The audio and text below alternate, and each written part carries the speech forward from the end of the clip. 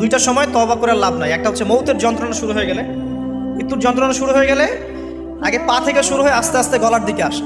হাদিসে যেমনটা এসেছে, সূরা ওয়াকিয়ার মধ্যেও আছে যে পায়ের দিক থেকে যন্ত্রণা শুরু হয়ে আস্তে আস্তে আস্তে আস্তে এই গলার দিকে আসে, এবং আত্মাটা গলার এখানে যখন চলে আসে, এখান থেকে মালাকুল মউত আত্মাটাকে নিয়ে চলে যায় এবং চোখ দিয়ে তাকিয়ে থাকে মানুষ। রুহটা চলে গেলে মানুষ চোখ দিয়ে তাকিয়ে থাকে, দেখবেন এই কারণে মৃত ব্যক্তি তাকিয়ে থাকে, চোখ খোলা থাকে। এবং তখন আসমান থেকে সিঁড়ি নামিয়ে দেওয়া হয়, ওই সিঁড়িতে করে আত্মা চলে যাচ্ছে, ও তাকিয়ে দেখে যে আত্মা চলে যাচ্ছে। এবং মানুষ মারা যাওয়ার পরে চোখ জীবিত থাকে অনেকক্ষণ।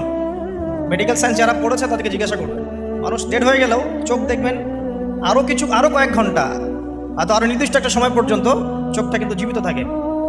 এই জন্যে চোখ বন্ধ করে দিতে হয়। যাই হোক, যেটা বলছিলাম যে মৌতের যন্ত্রণা শুরু হয়ে গেলে তওবা করে লাভ নাই, তওবার দরজা বন্ধ।